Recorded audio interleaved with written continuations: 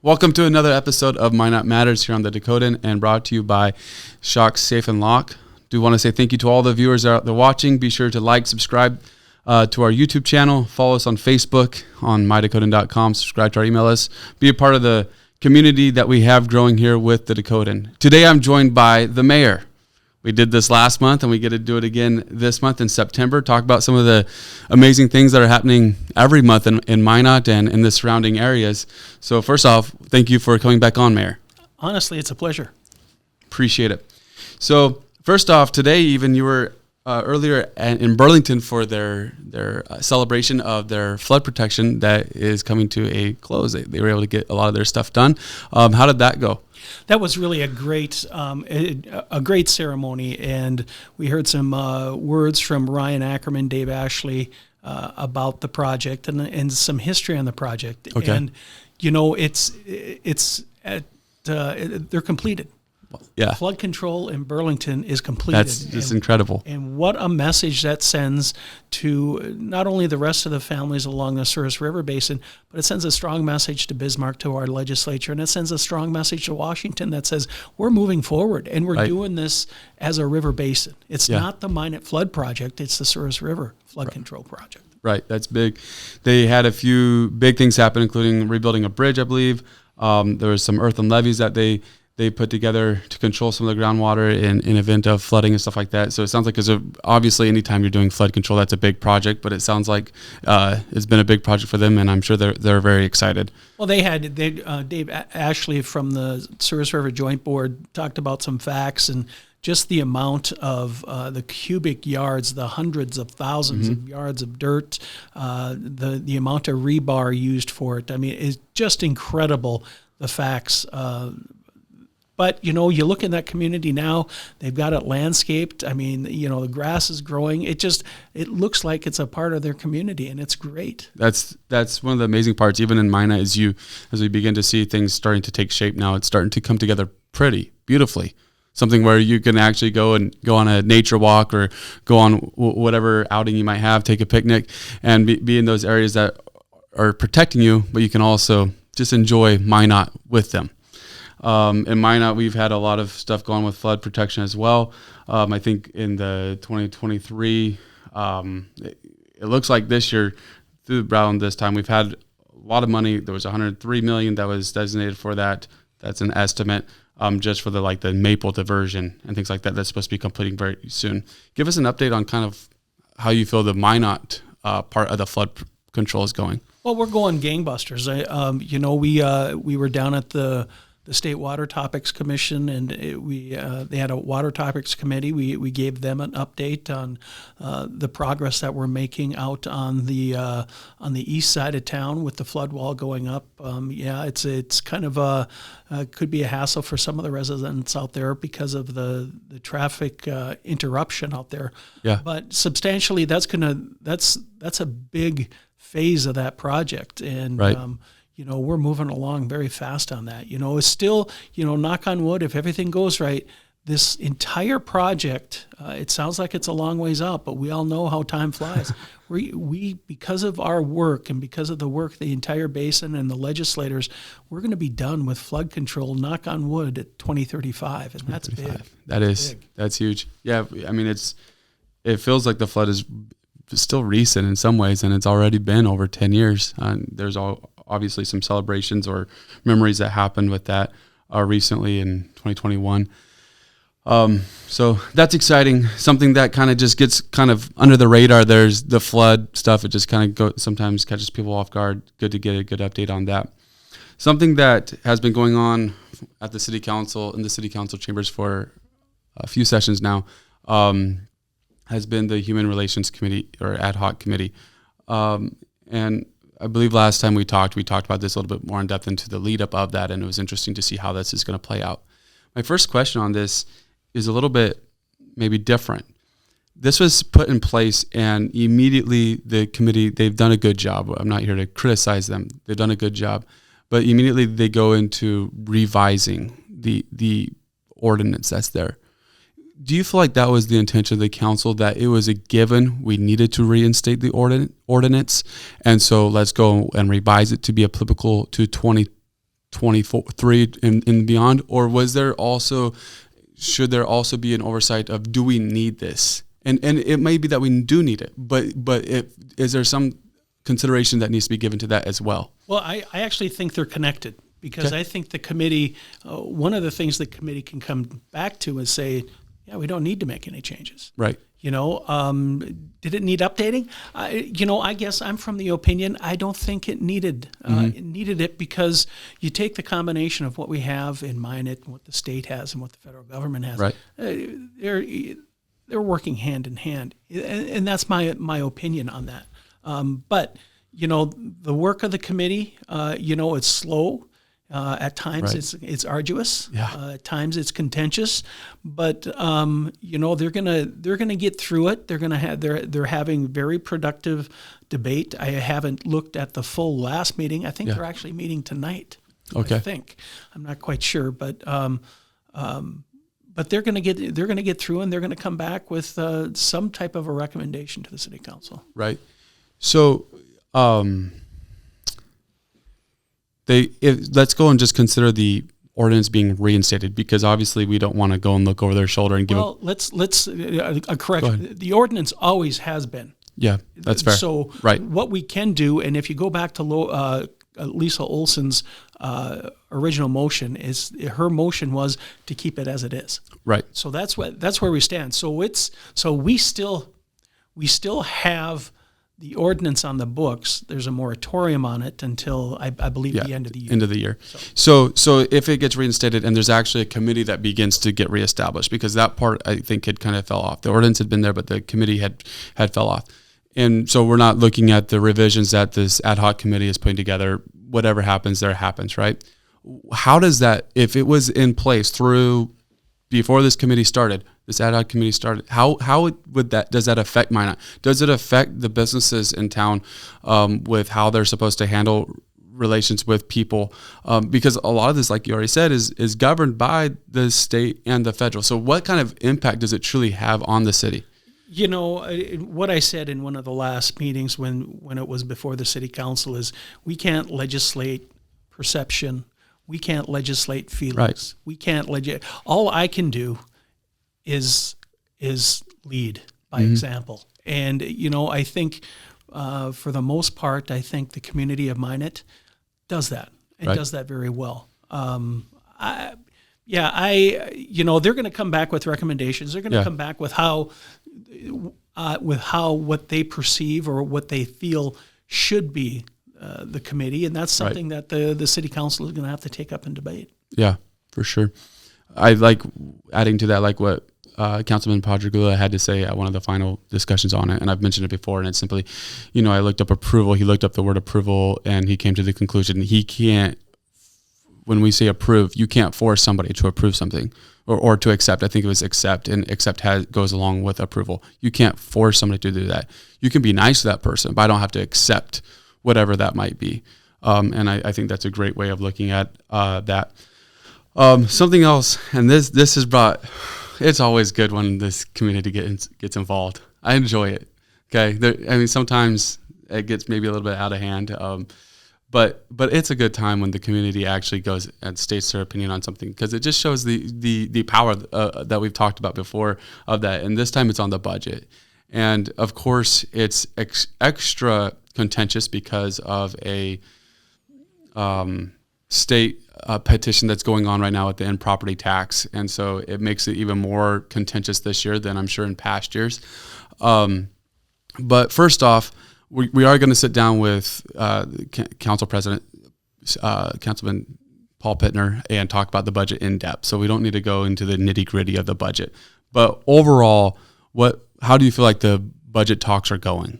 I think it's gone really well. I think what people, they grab the budget book, and they may just look at the numbers. Right. But they think. I'm kind of painting with a broad brush here, but there may be a feeling that they just take a look at those numbers. They don't know the story behind those numbers, and there's an incredible story behind those numbers.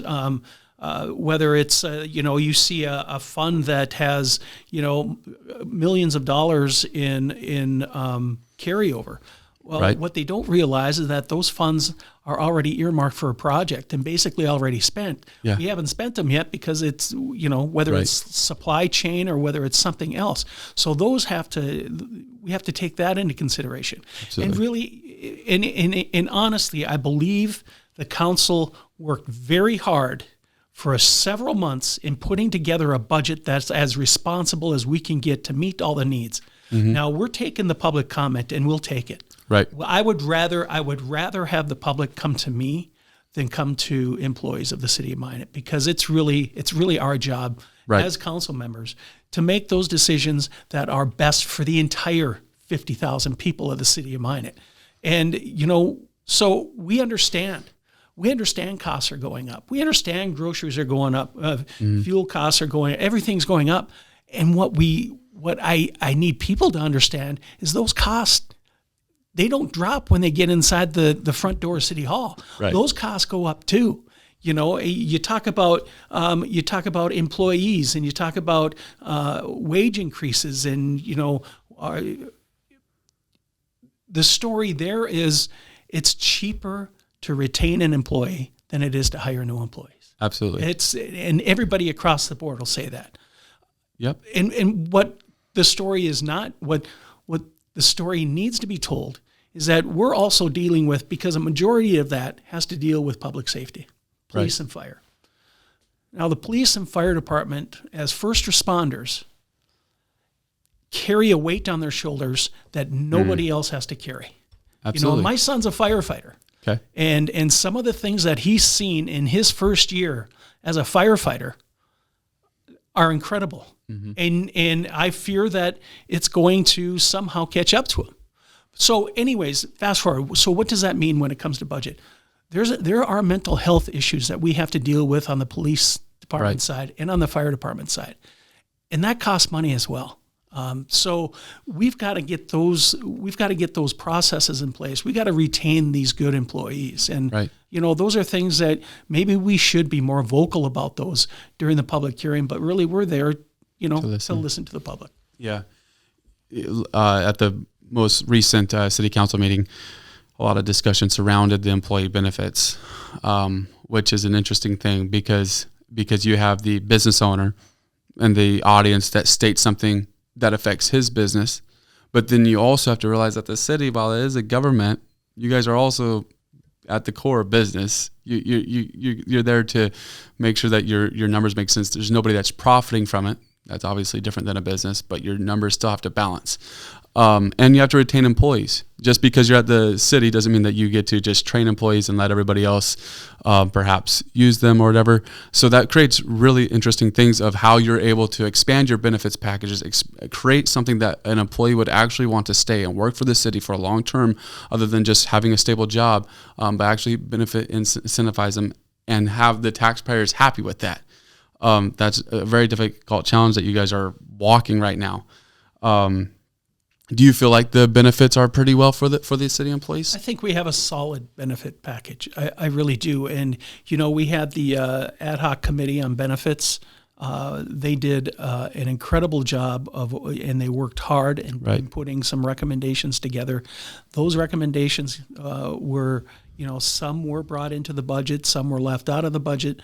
And really what it comes down to was, a majority of the committee voted to go to PTO.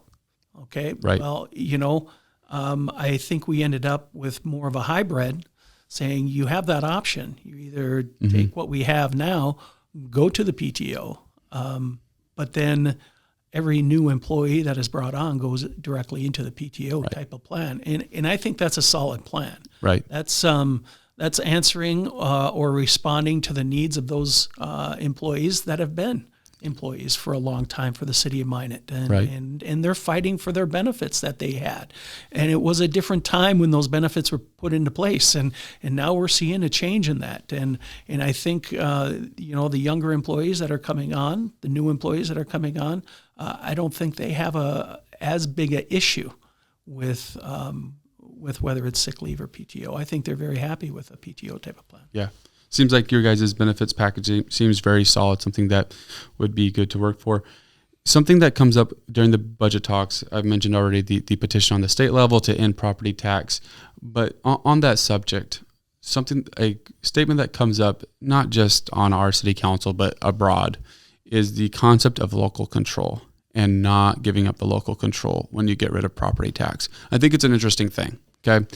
I want to hear your thoughts on what local control means to you, because I think that's something that's very difficult to define.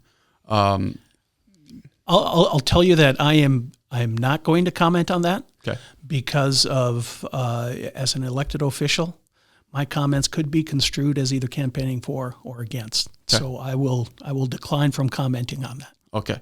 Respectfully, yes. Decline. Sounds good. Okay. Very good. Let's move to the facade projects. Downtown Minot, there's been a lot of work that's been gone on with the reworking the downtown, making it into a beautiful environment. This is something that's been very popular.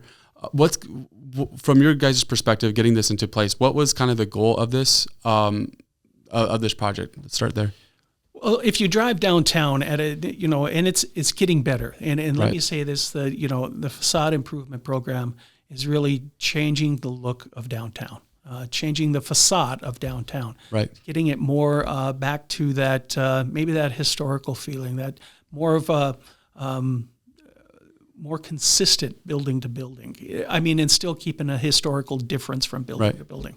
If you go downtown, you're going to see a variety of different styles. Mm-hmm. You're going to see a more modern canopy type or a full front glass, and then you're going to see the full brick. So it's a variety of things. So just bringing some consistency and some of that historical, what we all went downtown for, Right, yeah. growing up. So that's what it is. We're trying to get some consistency and some historical, bring it back to a historical look. And it has been successful, and it's Seen with a popular Margie's. one. And it's a program that's really funded out of sales tax. Okay. So Very good. That's not a program that has to be carried on the shoulders of property tax owners. Yeah, sales tax, which is good. So is it something where it needs to be restored to more the historical aspect that it once was, or does it allow for the creative style of whatever business it is that's restoring it? Well, and they work together. They work. There's a committee or a group that they work with, and I believe Jonathan Rosenthal is part of that, where they have to submit the plans. Plans have to be approved, and they go through that process of, and sometimes I think we had one of our projects that all of a sudden they started to tear into it, and they realized there's a little bit more work that needs to be done. So they had to, because when you rip off these newer facades, you get to see a lot of scars. Oh, I'm sure. And so we have to have some flexibility there to help these businesses that are, they're still asked to invest in part of this as well. Right. It's a forgivable loan, but it's you said they're still asked to invest. Is it a percentage of how much they need to invest? And I don't know the exact percentages, Yep. but it's the overall project, they have to invest so much of that. Yep. Makes sense. Very good. And you said the big part, because we're talking on the budget, is the funding comes from the sales tax. And it's been, I believe I heard that it's been replenished a couple of times because it's been a successful project. But basically the end goal is just make downtown beautiful again, not any effect to the property tax, just a sales tax that affects citizens and the people that are coming into the area. You look at the energy that we have downtown. You look at the private investment that we have downtown, and I think I talked about this the last time we sat down to visit. You drive downtown. On a Thursday, Friday, or Saturday night, and it's bustling. Right. There are people. It's great. It's fun to see from somebody who was born and raised, and that was my Dakota Square before Dakota Square was built. Was downtown and Main Street. So it's fun to see that back again, because there are studies that show that once the heart of your community is strong, it's like the heartbeat. Mm-hmm. And all the arteries get stronger working out from the center of town. So I think we have to continue and keep our foot on the pedal when it comes to downtown. Absolutely. I think that's important too. I think getting that back to being that core deal. We talked with Justin Anderson, who Minot Area Council of the Arts, and obviously they've really tried to get stuff going in downtown. It's neat to see how those Thursday night events have grown over the years and how popular. It looks fun to be a part of, and it creates that environment where you want to be a part of that community. So I think that's very good. I was at the last one, and it of course, my favorite local band, Chicago Funk Band, were down there on stage, and I absolutely love them. And but they had a crowd, and and that sound just shoots all the way up Main Street, and Thursday nights in the summer in Minot rival any other place that I'd want. Absolutely, and they're only going to get better with all the different things that we have going on. I know we talked about some of that a little bit last time, but it's exciting to see some of that energy continue to grow in Minot. One last deal on the budget. This is something that we briefly talked on, I believe, last time, but I want to talk about it just a little bit more, and that's the TIF, the tax incentive things that go on for businesses.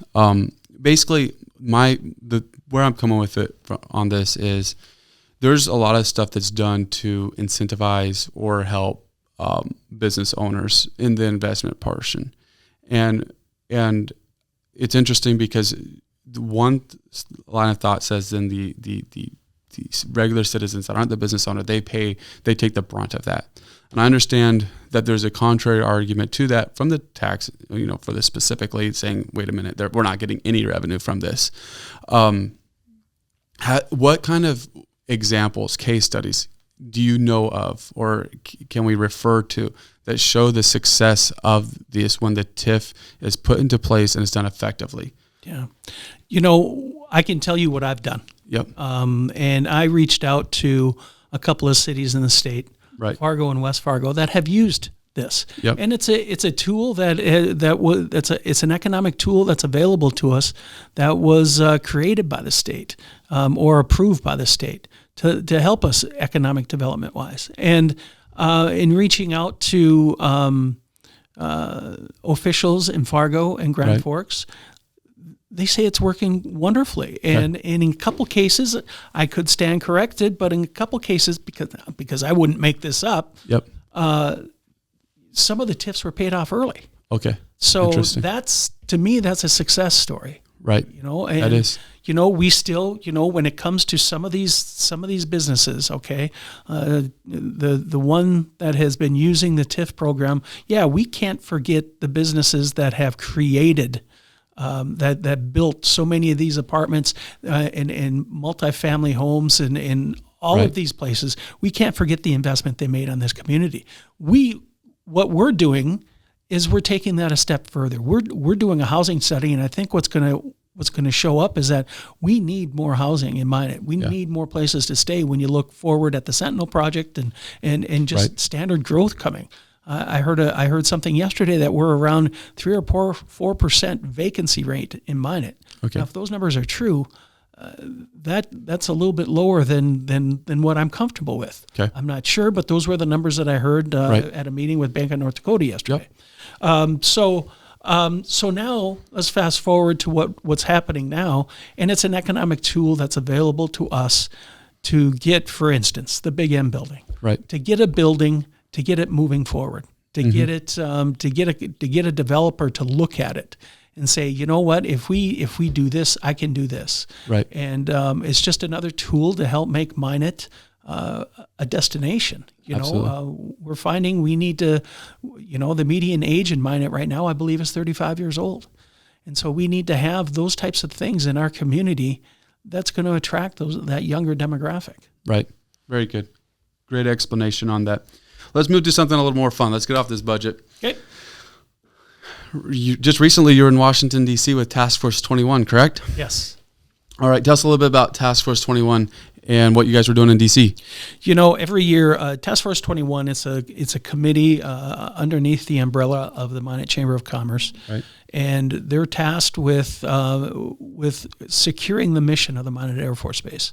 Okay. And one of the things, we've been doing it now, I think this year was our 12th year, where we sponsor a nuclear triad symposium.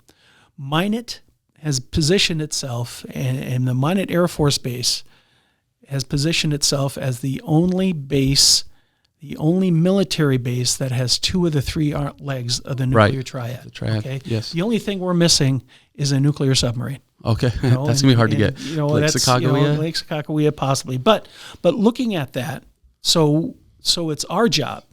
And the neat thing too about Minot Air Force Base is that when you have a 5th Bomb Wing Commander or a 91st Missile Wing Commander, when they're in Minot as a commander, you can almost count that they are going to be a general. Okay. Making those decisions about Minot. So why not put our efforts in creating those relationships, continuing those relationships, so when they get to the Pentagon or they get to those policy-making positions, that they know the importance of Minot. And I can guarantee you this, that the Minot Air Force officer, the alumni, I was there, and we heard from General Boussier. He's the commander of the Strategic Air Defense. He's a 4-star. Okay. And he talked. He was the first speaker in the morning, and his words, and I'll paraphrase or try to get as accurate as I can, but he said Minot Air Force Base is the center of gravity when it comes to nuclear deterrence worldwide. That's incredible. The center of gravity. Right. He said where Minot Air Force Base goes, the Air Force goes. And where Minot Air Force Base goes, the world goes. Wow. That's how important Minot Air Force Base is. Strong. And so we had a variety of speakers. We had some speakers from think tanks. We had experts on China nuclear armament. We had experts in worldwide, what's going on worldwide. And it's concerning. The numbers that we're hearing, and all of this information, none of it's classified. They talk about that.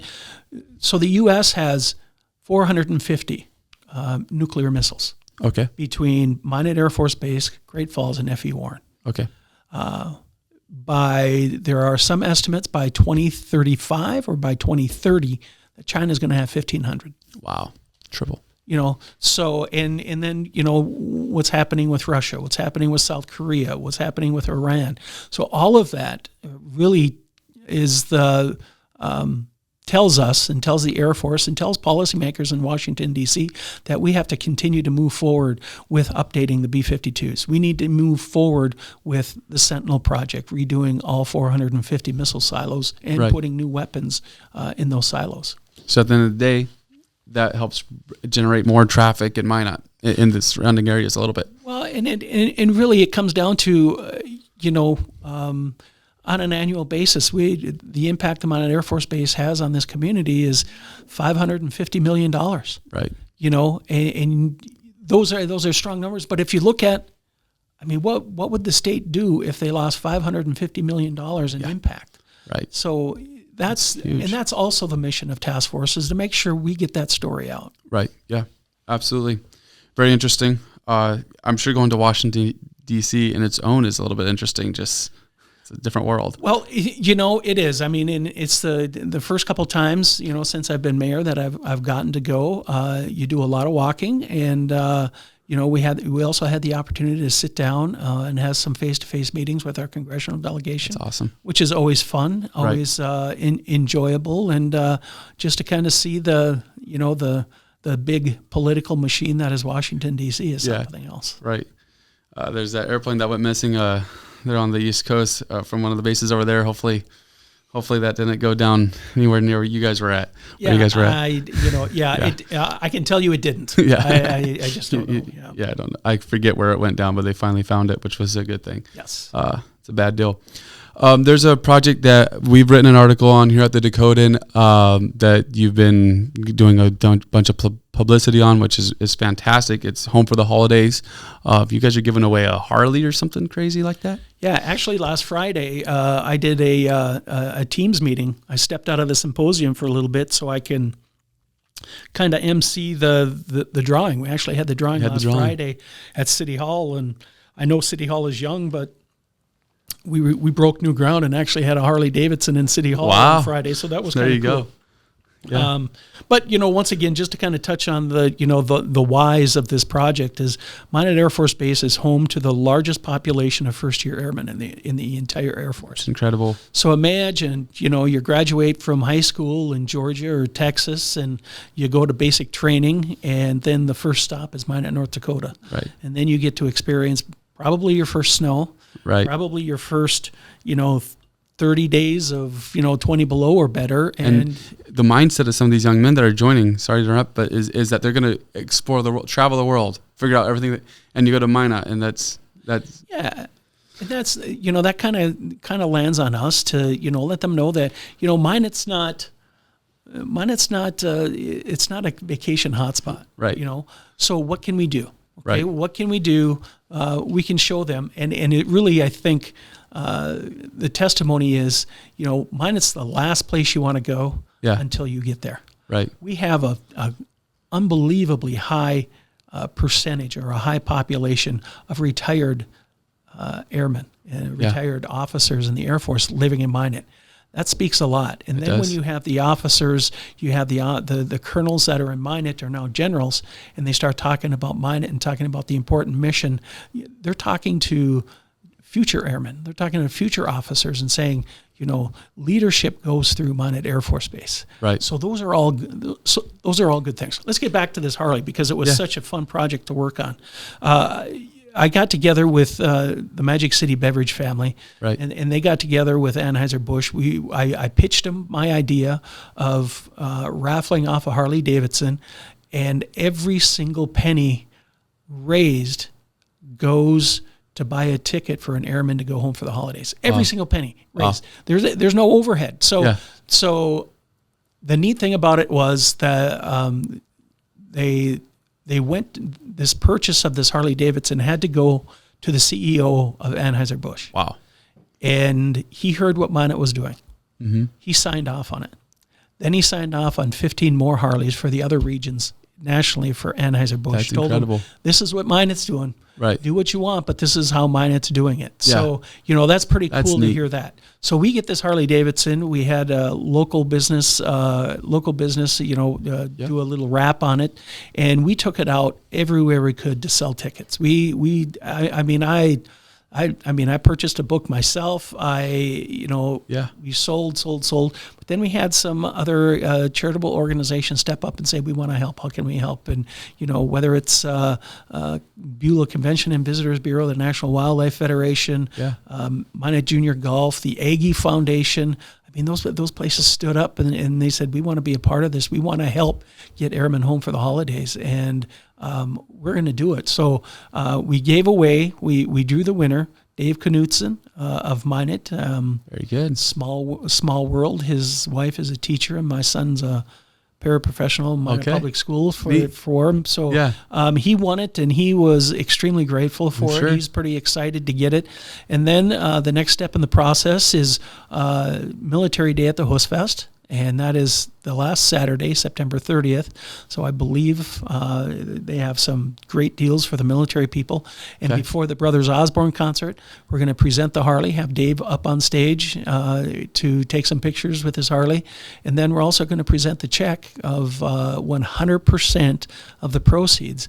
We're going to present that to some airmen and to the leadership of the Minot Air Force Base. That's so neat. Yeah. And so a round figure, and maybe you don't have it off the top of your head, how many people are going to be able to sit home to the hospital or home for the holidays? Just a range. Yeah, we're working on some deals. We're working with some other partners to see if we can, stretch those dollars out even more. And it might be too early to say. Too early to say. I'm hoping we're right around that with everything that we've raised. I know there have been some other types of fundraisers out there. So when you put it all into the same bucket, I've just got a feeling that we're going to be around that $100,000 mark, and that's pretty good. So if you round it off, that could be. That could be 100 or more. Yeah, that's incredible. Yeah. That's so neat. Yeah.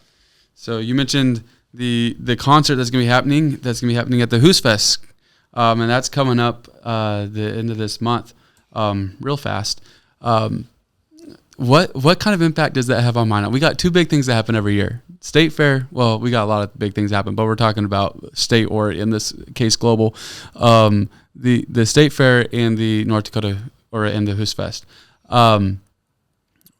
We see people come from worldwide, right, to this thing. It increases our population by a few thousand people when this happens. Back in the day, and I don't know what the case is now, and you probably can speak to it, people would go and vacation. Locals would go on vacation or leave their house and rent out their homes before Airbnb was actually a thing. It's a crazy thing that happens in this city. So what kind of impact does it really have on the city? You know, you talk about that when they go on vacation and rent out, but there were a lot of families that stayed here and made friends, international friends. The late Bureau Holland, he would stay with a family in Minot. Charlie Pride was a frequent visitor to the Hostfest. He wouldn't stay in a hotel. He would stay with a family. That's so neat. And that's the unique, that's one of those unique things that the Hostfest has. And the Hostfest, its backbone is on volunteers. Right. They need volunteers to make it happen. And that's, I think, post-COVID, they've had some issues with trying to get some volunteers. And we're trying to get it back up. We're trying to get it to those levels to where the volunteers start enjoying that again. I can say this, and I said this last year at the opening ceremonies of the Hostfest, Minot needs the North Coast Fest. North Dakota needs the North Coast Fest. It's one of those bridges back to where we came from. And I couldn't be even more evident. I mean, it really kind of was brought home to me when we had our sister city visit, when we went to Shane, Norway. Yes. And we got to see some of those childhood homes of some of these people who, Sandre Norheim, who was buried out in the Denby area. Interesting. We trekked up to the home that he was born in. That's crazy. And just to see that, I mean, the home was smaller than the studio, honestly. Wow. And there were 5 kids, 2 adults. And, but to see that and to have those traditions and the cultures have all of that carried through, we need to keep that. And the Hostfest is going to do that. Yeah. Heritage is something so easy to lose. Heritage is a good word. Yeah. What's your favorite food to have at the Hostfest? It's not Ludafest. It's not Ludafest. It's not Ludafest. It's funny because I was in broadcasting for, 10 or 12 years in Minot. And that was something, being born and raised in Minot and going to as many Hostfest as I've been to, I have not yet tried. I've been able to escape. Good job. That I guess I call it fish jello, but I've been able to escape that. So knock on wood, and hopefully this year I'll get another year under my belt. Yeah, I wish you the best of luck there. I married into a family that they have heritage in this, and they make some lutefisk every once in a while. I try to stay away from those events myself. Now lefse. All about the lefse. Yeah. We're there for that. I think this broadcast probably I may have just put the lutefisk target on my back. So Good luck. We'll have to do a follow-up afterwards. We will. I mean, if you want, we can live stream it ourselves. We can. Probably not.